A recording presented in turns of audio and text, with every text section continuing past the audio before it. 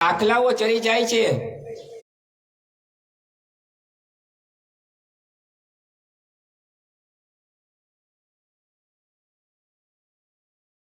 દીપુ ડોયલું મને એ સમજાતું નથી કે આવું તે શી થાય છે।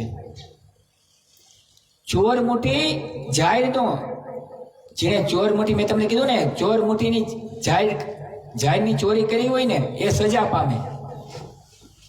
અને આજે લાખોનું લૂંટનારા મહેફિલમાં પૂજાય છે।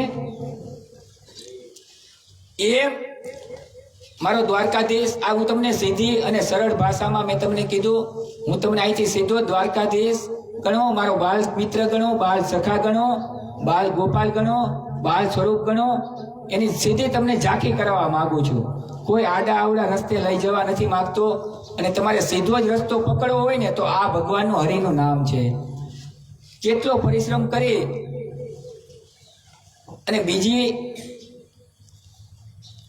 એટલા શ્રમમાં પડવું એના કરતા સીધા વિશ્રામનો આપણે કરી અને ભગવાનના સીધા ગુણાવાદ નો ગાઈ।